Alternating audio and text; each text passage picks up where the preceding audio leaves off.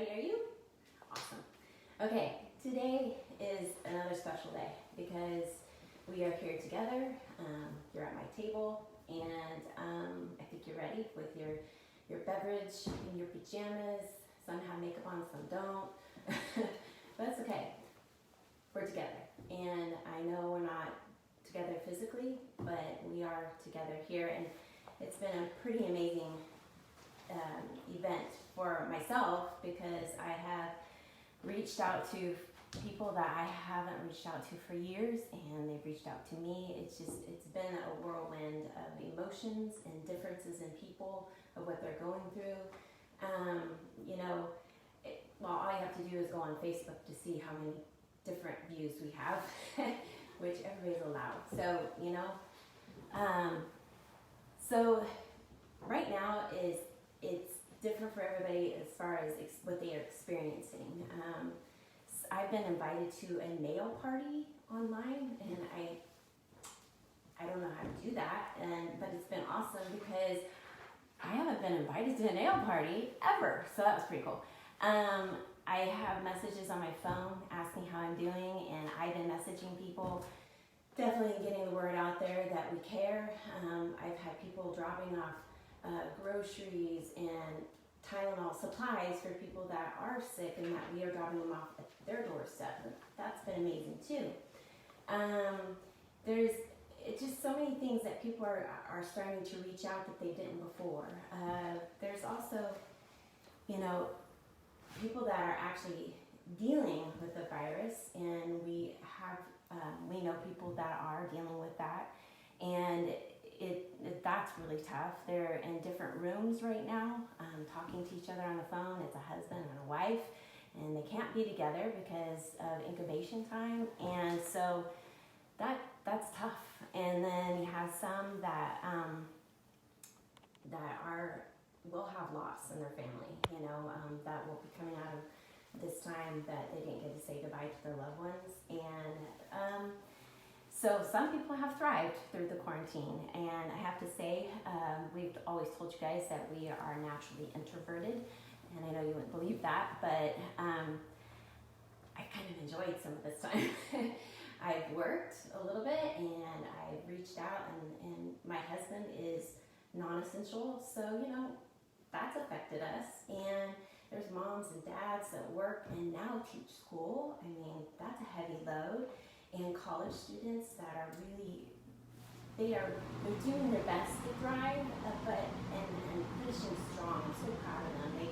There's some across the world that have to get up in the middle of the night to take their class online still, and it's just amazing to me what people are actually accomplishing out there. Things that we never thought we would have to do. Anyway, so I guess my point is this: you have to understand that we are all different, and sometimes we view things, our differences in the area we live in, close by, in our living room in Lynn Empire, Washington, Oregon. But I will tell you, if you watch news from around the world, you will see so many differences, what people are going through. And I guess what I want to say is that's important to know. We're all different. We all have our own opinions, and but this is a really cool story. I love telling stories in the Bible. The reason is because they're real people. They're actually real people that have gone through some really amazing things and some really hard things. If you want something more interesting than Netflix, just read your Bible, because man, those stories are a lot more crazy than Netflix sometimes. A story about Jacob. His name is Jacob. He wanted a wife. He found her beautiful, everything he imagined, and the father's like, yeah, sure, you can marry her, but you have to work for me for 7 years. 7 years for a woman you want. How many of us could wait that long for somebody you want? And so he was like, okay, well, she's pretty hot and I will do that for her. So 7 years goes by and he gives him the youngest daughter instead of the beautiful daughter he wanted. And that name will remain nameless. But anyway, so what he's like, are you kidding me? I mean, if I would have known that in the beginning, I think he still would have done it. So he worked another 7 years. All wrapped up, what he worked for this father-in-law was 20 years of service. 20. How many of us would even stick around for the first year? You know, so quite honestly, that's a crazy story, but it's true. And the really cool thing about this story is after Jacob did what he was supposed to do, he took on quite a burden, but he knew it was right. God told him, and he said, for I have seen how Laban has treated you. That's what God saw. He saw Laban right where he is. And all those examples I had in the beginning of where you are, all of you are in different areas. Some people have the disappointment of not being able to celebrate a very big occasion like a wedding. Some birthdays are in quarantine and they turn 21 and they're like, man, I want to go out there, you know? But the cool thing is, what I get from the story is God sees you right where you're at. He sees that. And it's a pretty cool thing to be noticed. And the other story is Hagar. That's another crazy story. Again, another amazing story in the Bible. Her master, if you will, wasn't having children, and Sarah took it upon herself instead of listening, you know, to God saying, you know, you are going to have children. I know you're old, but you're going to have children. And she's like, okay, well, I'm going to take it upon myself and use my servant to you know, sleep with my husband, and that's the way it's going to be done. And okay, so Abraham said, okay, I'll do that. Well, Hagar, being the servant,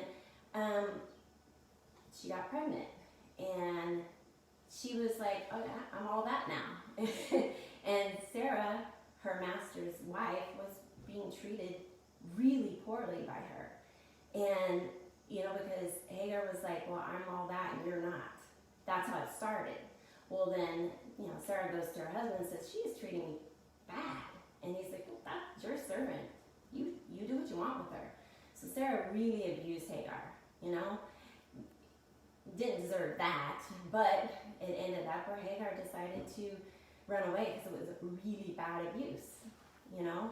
And so anyway, she ends up like 200 miles out, alone, pregnant, just feeling very unfortunate, but also not feeling like she deserved anything. No rewards, no blessing. And God said, I see you. And she said, you are the God that sees me. So it wasn't just that God saw her, she realized that he was seeing her. And that's really cool to be acknowledged, even when we probably don't even deserve it.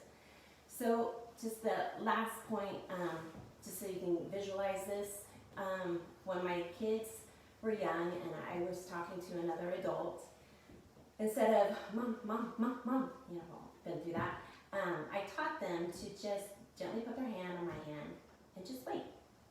And they knew after a few times that mom would turn and pay attention to them at the appropriate time. But not to interrupt, but, you know, that I would acknowledge. And so anyway, after, you know, doing that a couple times, they trusted me, that I was going to acknowledge them. And I know all of us are in different situations. Some of us are feeling alone. Some of us are just feeling like uncertain because you're about ready to start your new business, or you're about ready to read up what it means to do business right now. And that is a little scary. So if you will, just take the time to remember that all you have to do is just reach out, put your hand on God's hand and say, just notice me. I want to be seen. and He will. He does none of us go unnoticed. And that's what I wanted to tell you guys today. Have a great and amazing day, and we are all praying for you for your new adventures in 2020.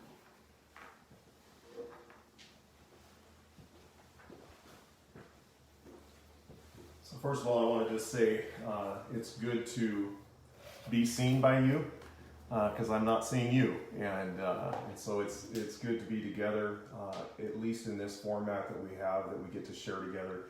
I want to just cover a couple of things that we have been asked questions about that I made mention of last week in regards to some details that we've added along to this. Again, we brought back up our prayer account, and so if you have any type of prayer request that you would like to send us, again, you can email that to lgpray4me@gmail.com. Again, lgprayforme@gmail.com.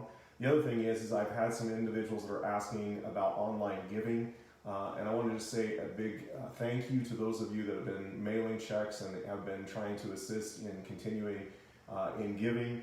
We did open finally a Zelle account. If you know what a Zelle account is, then this is an appropriate way for you to use. If you don't know what a Zelle account is, we'll be fine. If you want to check it out, you're welcome to, but at the same time, just something that you can do for online giving.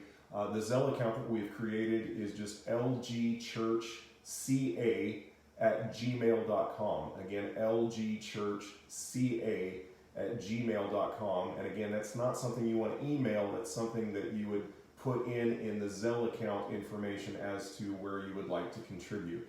So I just again want to say thank you for those of you who've been asking about that. And also a huge thank you for all the people that have been helping out. I know Leah made mention of this last week, my phone was blowing up with texts and with emails, people saying, how can I drive by and drop things off? I had my son come down one night this last week and said, I think there's somebody out on our front doorstep. Lo and behold, it's Paul Cochran dropping off what he calls TQs. I didn't know what a TQ was until I texted him and said, forgive me for not being up with the lingo. So a TQ is a thirst quencher. And so he dropped off some Gatorade and also was able to find a bottle of Tylenol that needed to go to the family that we're trying to help out, different families that we're trying to help out. Some of them that have the coronavirus and other people that we know of that have lost jobs and just trying to help out. I can't say thank you enough. If I just spent the rest of my time saying thank you, quite frankly, it wouldn't be enough. And I love that we're in this together. I love that community is starting to shine. And I've always said that what makes a community a great community is a common unity. And right now, the common unity that we have is that we're all trying to find a way to encourage one another. And I love the fact that I've been challenging you with the verse in Hebrews that says, let us think about ways that we can motivate one another to acts of love and good works. And you guys are doing it. Thank you so much. Thank you for being creative. Some of you have sent money to PayPal accounts to help out to buy medications. Some of you have delivered needed items. I was even blessed. I want to say a big shout out to Amber, who took time to figure out how to make a almond flour peanut butter cookie that I can enjoy. And that was made my day. And again, just with dietary restrictions that I have, that was a real treat to have in the midst of quarantine. And thank you guys for dropping those items off. And thank you also for understanding we're all trying to do this social distancing thing, but we're still realizing that physical being together, we don't get to be in the same room together, but we're still helping each other out by dropping things off. And again, I want to say a big thank you to that. I want to just go back and just highlight again, because it's one of those things that just when I read it, it just really jumped out of the page to me. And again, I've shared this for the last few weeks. It's again written by a professor at St. Andrew's College in Oxford, Nicholas Thomas Wright. And again, we're 2 weeks post Resurrection Sunday. And when we talk about life changing, we talk about why we're here and what this is all about. I love this quote by him because it just puts a perspective for me that I think is just powerful. And again, it just says, Jesus' resurrection is the beginning of God's new project, not to snatch people away from earth to heaven, but to colonize earth with the life of heaven. And honestly, I got to tell you, that just is such an inspiration to me. And I know I've talked with different individuals about, if God's motive is just to get us to go to heaven, then why would we devote ourselves, say the prayer that brings us into unity with God through Christ? Why don't we just get snatched away to heaven? Well, the answer is because God so loves the world. And so he has a purpose and a plan for you and I. I love to point out to all of us that when you look at John 3:16, again, a verse that pretty much the world knows, and I'm glad the world knows it, because it's a message from God to the world. And the message from God to the world, not to America, not to Italy, it's not singular, it's this entire planet. And God's message to this world is that he loves us and he cares about us. I've been thinking a lot about, the situations that we're in, and we've talked together. You've listened as I've talked, I guess, is a better perspective. I know some of you are commenting, and I don't get to see those comments until I re-watch this video, but I want to also say thank you so very much for those comments. It is a way that you're giving to me. It's a huge encouragement, and I mean, just the thumbs up, the hearts, all the things that take place when this live video is taking place. Man, I get to go back and I get to see those comments. Man, there's people on here that I haven't talked to for a long time, and I want to just say thank you for being supportive. People that are not just from my past, but are part of my present. And I'm so grateful to all of you for being part of this present journey. And I hope that wherever you're at, whether you're in Washington State, you're in California, I know we've got some that are in Missouri, we've got family members that are watching. I want to say hello to Devin. You just finished up your live video, and I'm going to take a chance to take a look at that as well. But just names all over the board that are here. I want to shout out, I want to say a quick thing to Michael and Blanca. Hey guys, congratulations on your new home. And hoping to see you guys get your keys later today or tomorrow. And that's an awesome thing. And when we got a chance to do the final walkthrough with Michael and Blanca in their new home, one of the things that Blanca mentioned is that Logan is waiting to hear his name. So hey, little Logan, how you doing, buddy? And I hope you're having a good day, and I hope that you guys are having a chance to watch this. I also want to say hi to Paul, Amy, Eric, and David. David just sent another picture out to my parents, and they displayed it on Instagram. And I love the fact that it doesn't matter if you're young or old, we all can contribute to encouraging one another to get through this. And as I started to say, one of the things that I've been paying attention to is just how do we provide hope as the people who have been called to colonize earth with the life of heaven. How do we do that? And we talked a little bit last week about James, where he says, so you see, faith without action is dead. And so obviously one of the key characteristics that makes us unique in this world as citizens of heaven living still on this planet is that we need to be an active, illustrative life of Christ. We talked about the 90s and how we had bracelets that said, what would Jesus do? And then we turned around and said, it's enough about talking about what Jesus would do. We just need to do what Jesus would do so that the world can see that there are people that genuinely care because God genuinely cares. And so I want to just again say thank you to that. But I want to dive in this morning a little bit to what we're going to talk about. And I was thinking about, again, what is it that is unique to us about what this message is that we're living for? And I want you to think about that when Christ paid the price, and I want us to understand that the price that Christ paid for us was extreme.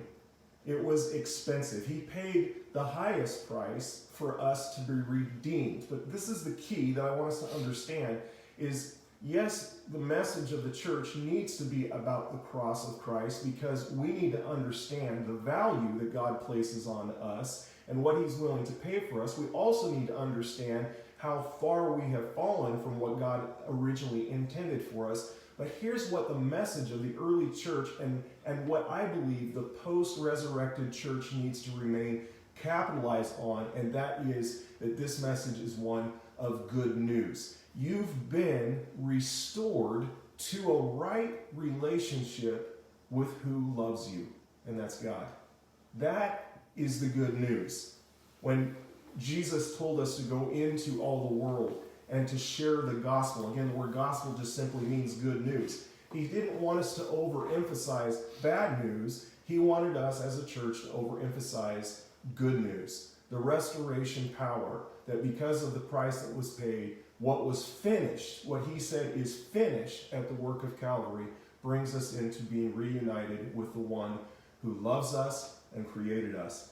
And so I just kind of was thinking about that, and I made mention of the story of Jesus looking for opportunities, even in the midst of things that were not comfortable. And so we talked a little bit about the woman at the well. And again, if Jesus could have avoided going through Samaria, maybe he would have. But he had to go through Samaria to get to where he was going. And you and I may have looked at over the last 5-6 weeks that we've been in quarantine, wherever you're at, however long it's been. And maybe we would love to have avoided this, but the reality is that like Jesus, we can look for opportunities and how to make the best out of those opportunities. And in having to go through Samaria, Jesus stopped at a well, and there he met with a woman that desperately needed hope. Hey guys, I gotta just be honest with you. You walk around anywhere, and if you come in contact with any humanity, even at the social distancing level of 6 feet or whatever it is, the reality is you can see that there are a lot of people that are looking for hope. And one of the greatest ways that you can provide hope, I just going to bring this home, because right now I'm not wearing a mask. This is normally what I look like with a mask these days. It's difficult to see a smile, but man, they can hear it with your words. They can see it in your eyes. Lift up the countenance of who you are because of who you are, and shine. Shine like bright lights in this dark world, as Scripture talks about. So I was reading this interesting, I read a lot. Maybe that's to my disadvantage, because I don't always remember everything that I've read, and I always try to give proper citation to who said what, but I don't know who actually said this. But one of the things that was said in an article that I was reading is a gentleman simply said, the question is not to be or not to be. He said, the question is to become or not to become. And it made me stop and think, and I jotted down just a little thought, and I just thought, the question I asked myself is, what is the distinct value of becoming? What is the value of becoming? We all kind of look at ourselves right now, and we know where we're at. We know what we've been doing. We began this journey 5 Sundays ago, and I said one of the things that many of us have been just handed that is something unique that many of us have not had for a long time is just simply time. Time. My question is what have you done with that time? What are you doing with that time? Have you just increased your Netflix watching? Have you read more books? Have you colored more pages? What have you done with that time? One of the things that I told my wife is I wanted to increase with a little bit more time. I wanted to increase how long we go for walks. Those walks have now turned into prayer walks. And I got to tell you that there's many a name that I have seen or will see later today pop up in this conversation, that because you have reminded us that you are present with us in this journey, you have been added to our prayer list. Les and Kathy Mayan, I know you guys are out there, you're watching. Kyle Tupper, I know you're watching. I know family members that are watching. I know family members that are from our Chinese congregation that have become an active participant, not just listening in, but saying things. Some of my youth that are usually in attendance that are part of our Chinese congregation that are tuning in. You guys are chiding each other on and encouraging. You're saying hi to one another, but you're also saying that you're there to support. I know the Pan family has made very descriptive comments at the end of the message of how it spoke to them. And I've got to tell you, it is a huge, huge encouragement to me. And I could list so many names. Basal, I just saw you tune in this morning, and I'm guessing that maybe if you're not on your Navy ship, then perhaps you're with Brandy, and you guys are looking forward to a brand new addition, a brand new baby in your home. Madison, my niece in Alaska that's watching, and again, so many of you, I'm shouting out names, not because I'm seeing them, guys. Again, I don't see you pop up. I'm on this side of the camera, but I have seen you pop up when I go back and rewatch this, and I got to tell you, it's humbling, but it's also a great reminder that we're in this together. Thank you guys for being a part of this. Let's figure out the value of becoming something unique. In Philippians, Paul was writing, and it's interesting to me, he was comparing his former life. And we're in a situation where we remember our former life. I remember when we used to be able to go over and, sit down at Olive Garden. And now the only way we have any Olive Garden is if my daughter Jessica, who is employed at Olive Garden, brings home some juicy snack from Olive Garden because she's a to-go specialist. Morgan as well, Ashley Garrett, just different ones. Tyler, I don't know if you guys are tuned in or not, but the reality is we want to thank you for being on the front lines, because what would we do without Olive Garden? Well, we might be a little bit skinnier. Hey, I'll just be honest, I've put on a couple of pounds in quarantine. Do you know how hard it is to stay out of the refrigerator when you're here all day long? And you have amazing cooks that live in the same household. But again, coming back to Paul, he was thinking about his former life. And one of the things that he says in Philippians 3:8, he says, everything is worthless when compared with the infinite value of knowing Christ Jesus, my Lord. Everything is worthless, Paul said, when compared with. Comparisons. When we come out of this, we're going to have some comparisons. I noticed one of the things that I saw that was in the news that's interesting. It's happening right now in Denmark. There are children that are being allowed to go back to school, and in trying to learn how to continue in some of the playground activities and games that they love to play, one of the new games that they're playing is touch a shadow and you're it. Did you catch that? Touch a shadow and you're it. We are redefining what life is going to look like. And we're going to look back and we're going to compare what used to be to what is. I love what Leah said. We serve the God who sees. Not only does he see you, but he sees your future. He knows what tomorrow holds. And the wonderful thing is honestly, and I'm not trying to be cliche, but I want to remind us of the truth of this. We don't need to worry so much about tomorrow if we really know who holds tomorrow. We really know who's in control and who's behind the big scheme of things. Guys, this is happening across the globe. And we can argue over what our views are in regards to why it's happening.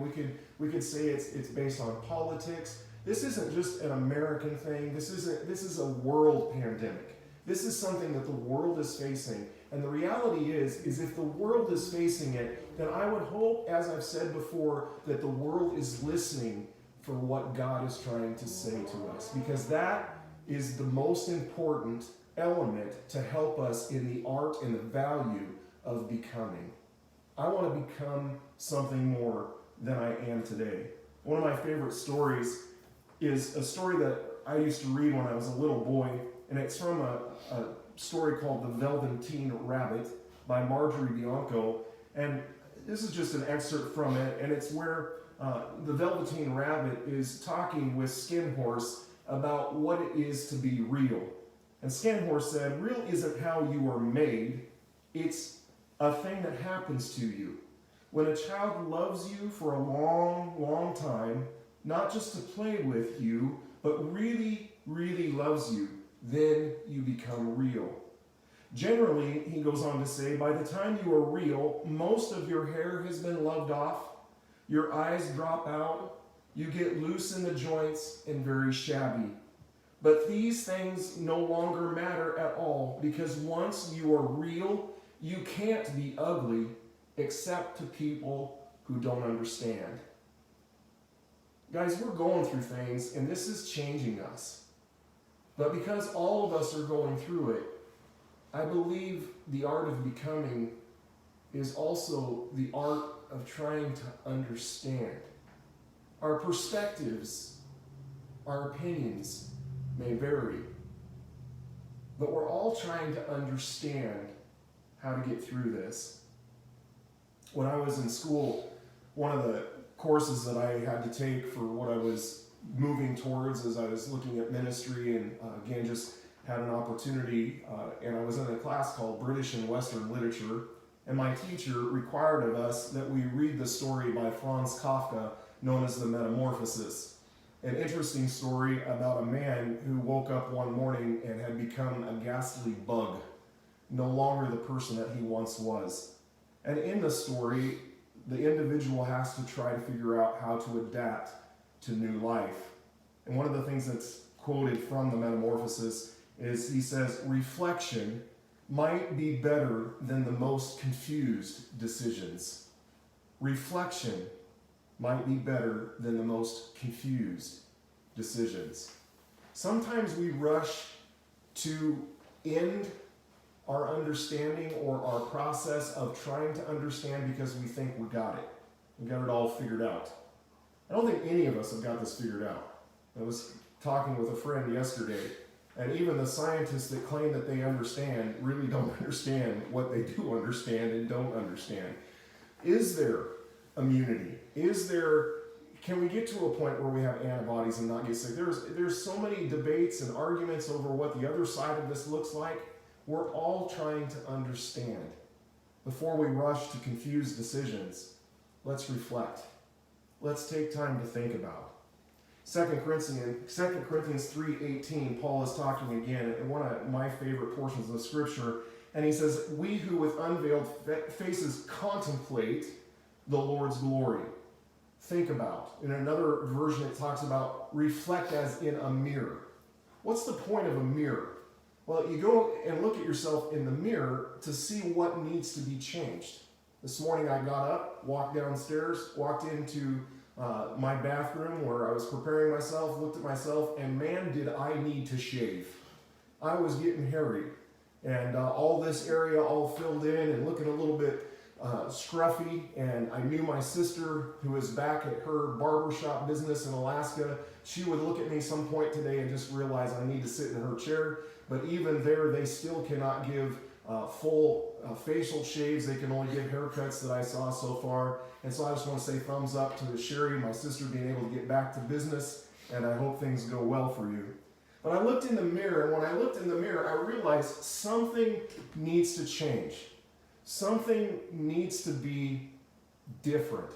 Because I'm going to go on and I'm going to be so famous today. No, obviously not. I'm going to have people watch, and I want to take time to care.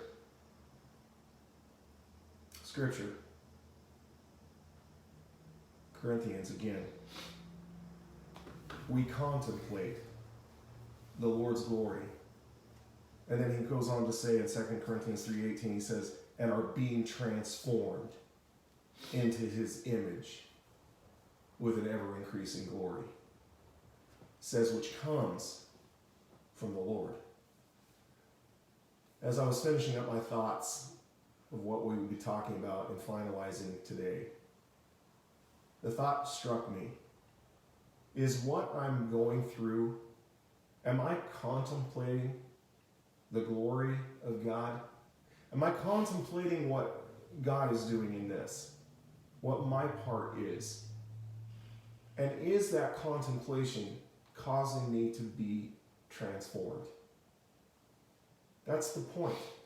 You look into the mirror to change. You look into the mirror to make yourself look better. I want to look deeply into how amazing God's grace is so that I can be transformed to look better than I've ever looked before. Peter had a transformation. He didn't see it. Interacting with his Savior, his friend, Jesus. Peter had some doubtful times. He had some moments where he wanted to take it all to the mattresses, so to speak, and make it so that it was all about the kingdom being established now. Hey, we can take them.